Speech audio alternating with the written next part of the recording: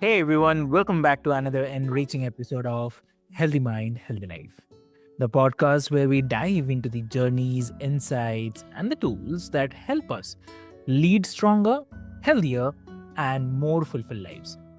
I'm your host Ravik, and if you have ever felt stuck, overwhelmed, or just wondered how to turn your struggles into personal growth, then you are in the right place today. So, we are about to get real on the topic of mental health with someone who knows it inside and out, not just from the books, but from experience in the field of in the field and the commitment to helping others transform their lives. So, joining me today is Philip Quinones. So, welcome to the show, Philip. All right, thank you for having me. Lovely, lovely. So, Philip, like before we start, I'll quickly love to introduce you to all of our listeners. Dear listeners, Philip is a mental health professional with a bachelor's in psychology from Georgia State University and a master's in clinical counseling psychology from Brno University.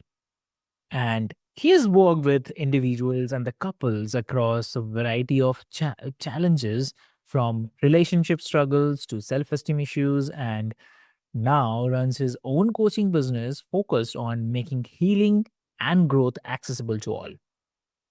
So, what sets Philip apart is his holistic approach to the mental well being.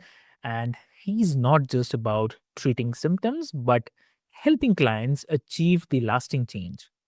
So, he's also passionate about breaking down the stigma around mental health and equipping people with the practical, actionable tools they can use in their daily lives. So get comfortable because this conversation is about to challenge the way you think about struggle and teach you how to embrace the growth on a whole new level. So, welcome to the show, Philip. Thank you very much for having me. I appreciate the great intro. Thank you. Thank you so much.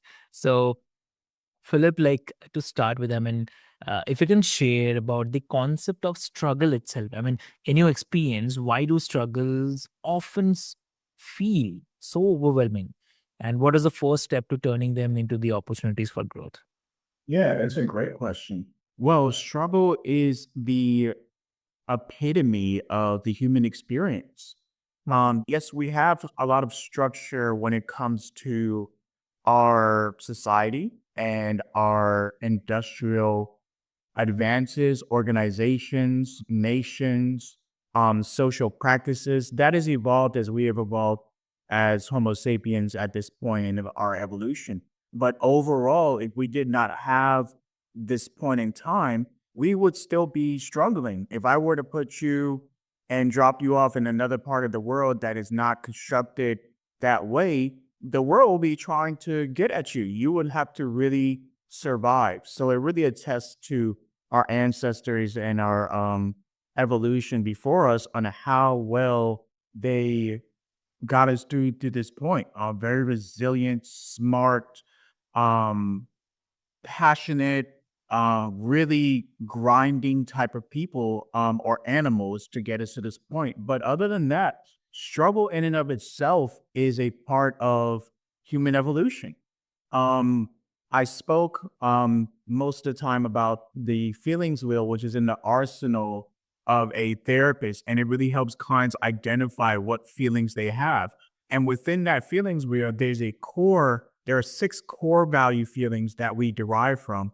And to be more specific about different types of feelings, those core values expands depending on the experience that the individual has. But four out of those six feelings, around 66% of all core feelings, are negative.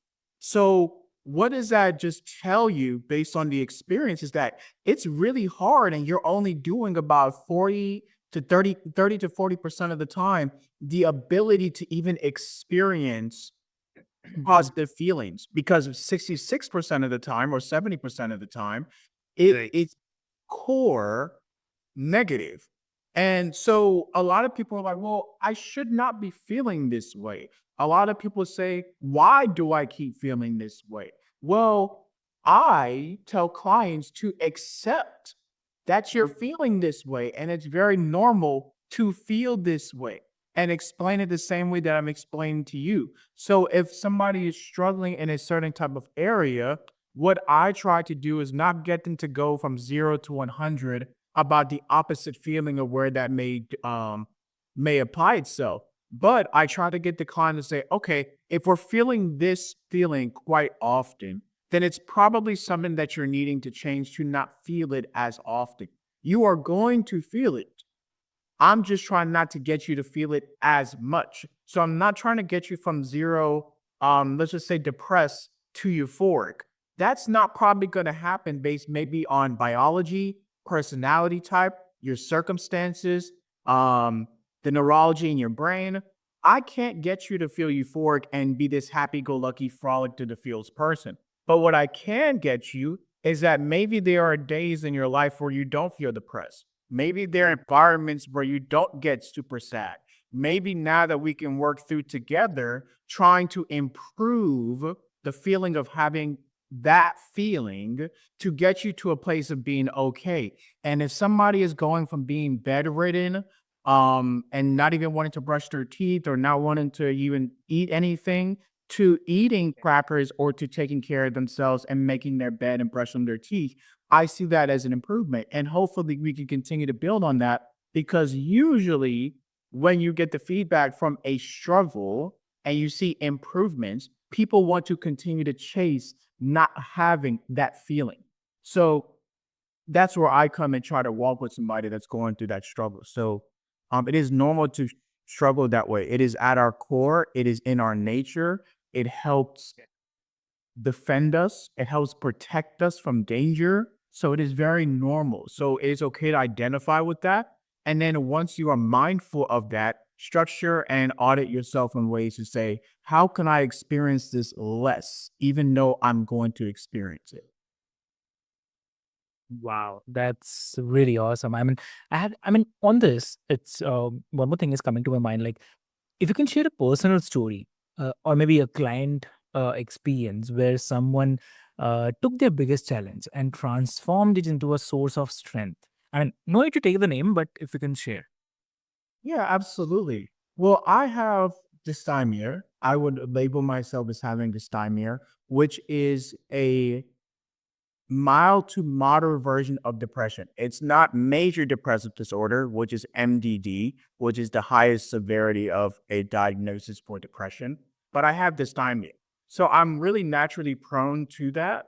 And what I have learned, and audited with myself, like noticing in times of having depression, is mostly when it comes to my romantic life and my experience with experiencing different people that are putting me in really bad situations and making me feel this feeling of just hurt and pain.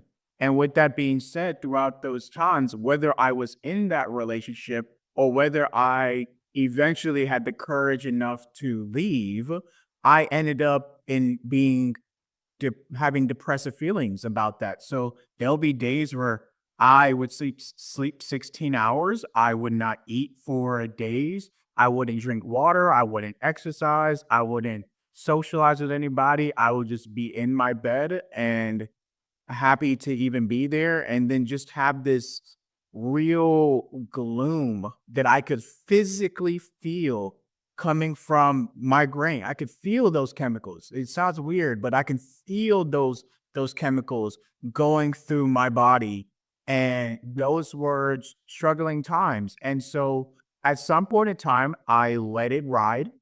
Um, I let the feeling and the experience be validated to say what I went through and how I was being treated.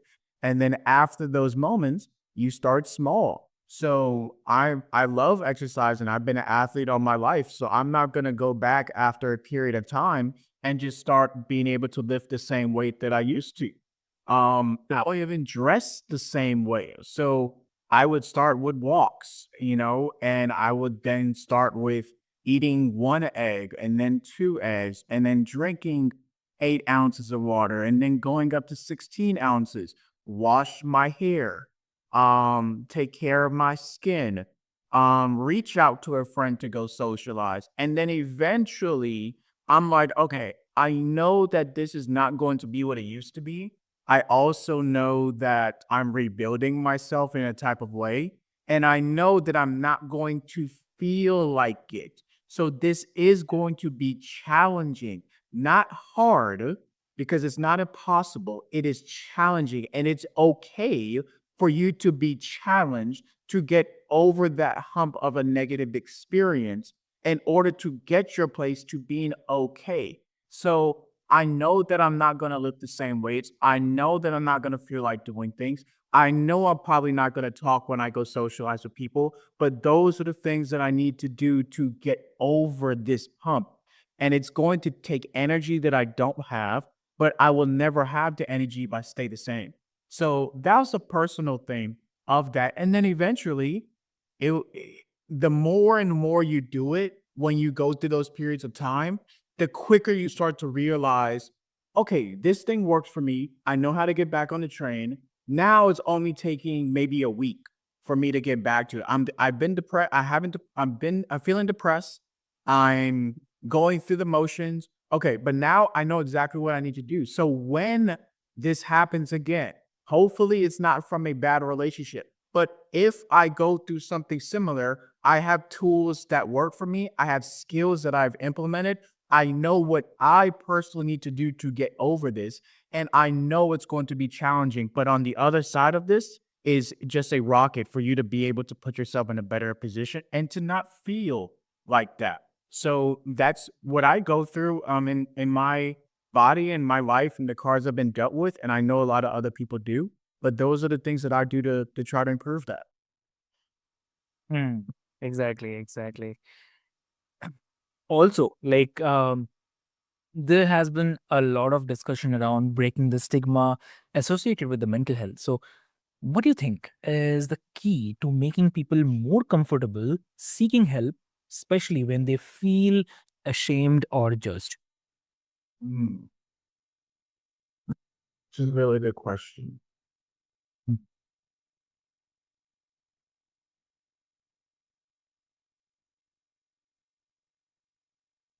I would say that the old saying that closed mouths do not get fed, I think that's very true. You have a feeling and you have experiences that have negatively impacted you. And even the most helpful people in the world that are passionate, that are empathetic, that have been trained to be able to help you with that, they cannot help you with that unless you say something. You have to speak about it, especially when it comes to this field and this stigma. It's not tangible.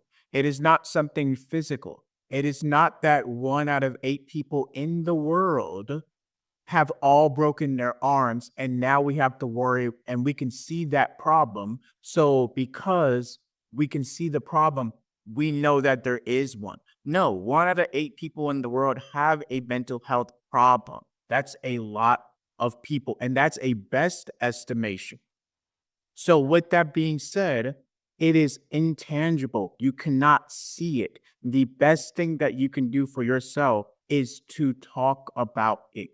You have to mention it. So, even when you come to me or another professional or a friend or a family member or a teacher or a coach or a mentor or the person that you see in your most frequent restaurant that you gotten along with, no matter what, you have to speak about it. Not everybody is going to be open to it, but you have to keep trying because there may be people that are willing to help, but they don't know that you need the help.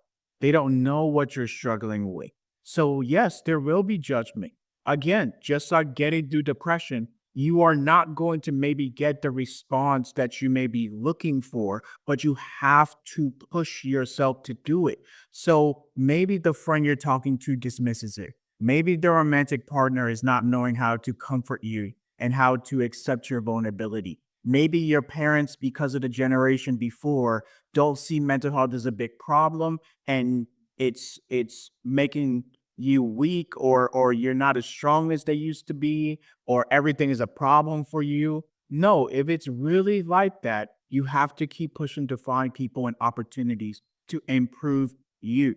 Nobody was you, nobody is you, and nobody will ever be you. So capitalize on you wanting to make your life the best you can be. This is your mental health, and nobody else, including myself, is going to value it more than you. But there are people that are wanting to help if you're able to talk about it and say, I need help. That's amazing. So, also, what advice would you give to someone who is listening, who knows they need help, but they feel somewhere hesitant to take that first step? Yeah, yeah. That's a great question. Audit yourself. That's something that I do with my clients, and that's something that I'm making a part of my therapeutic intervention is audit yourself. In certain areas of your life, you may not be struggling financially, socially, physically, biologically, mentally, spiritually, religiously. In certain other areas, you may not be struggling.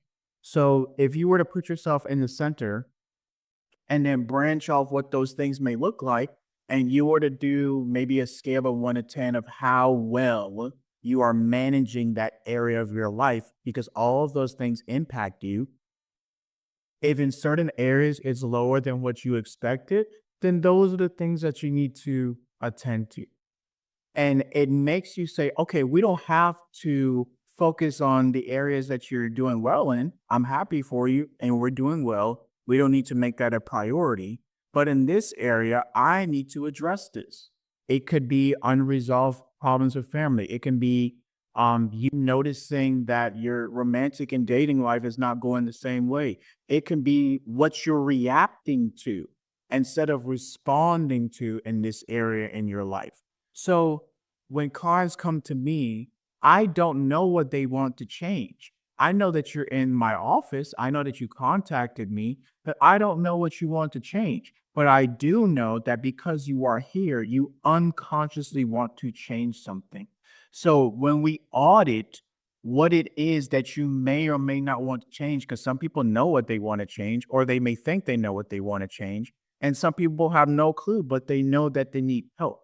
So we sit down and physically write it out and talk about what they want to change. So I would advise that with any person and any client to really audit themselves and say, okay, I keep noticing a pattern. I keep experiencing these feelings. I keep having these type of thoughts in this type of situation, in this with this maybe type of person, and it is causing me to feel negatively for a prolonged amount of time. Well, you're probably needing to audit yourself to say, what is it that I need to change? So that would be my number one recommendation and advice for people. And usually it's a pattern. Usually there is circumstances that when you really talk about it, or you actually take the time to physically write it out and really look at your life, you're probably going to find a pattern with that. And it's probably your body and mind telling you, hey, you need to address this. And one of the sayings and metaphors that I use is nothing new is under the sun.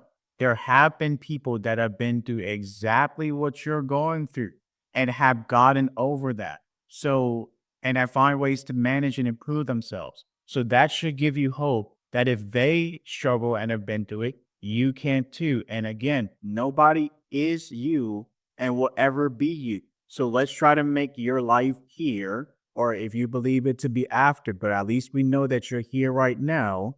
Let's make that the best that it can be. So look at yourself, be honest with yourself.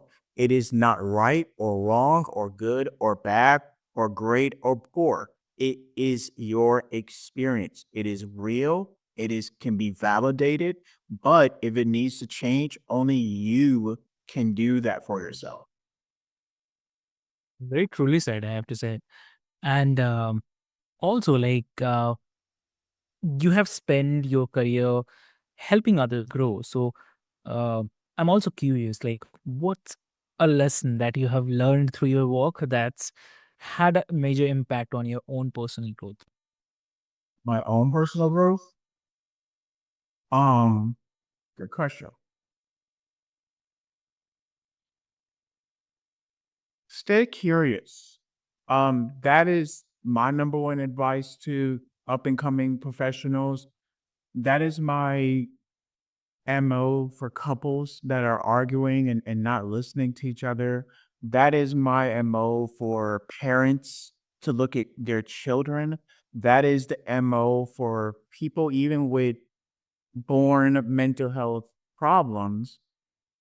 Doing that for themselves is staying curious about you, about people, about the possibility that somebody else may know something that you don't.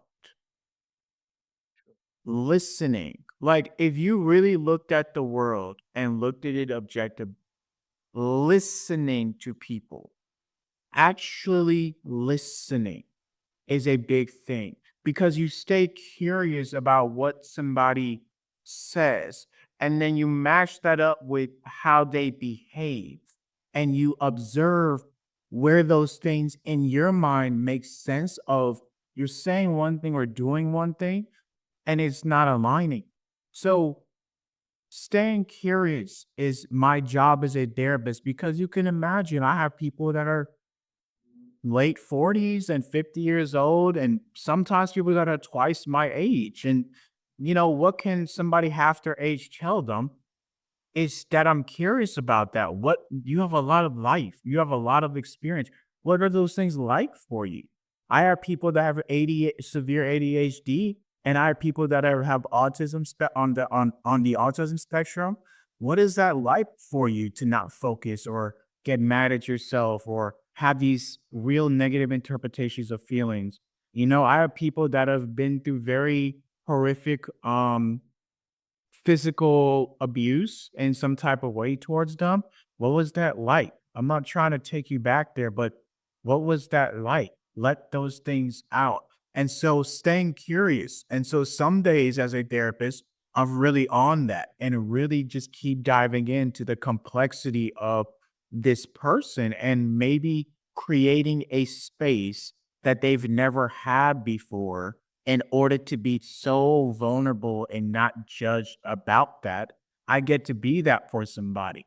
But I also say that there's some days where I feel myself not doing that to the best of what I know I can do. So I have to reset myself and stay curious about something.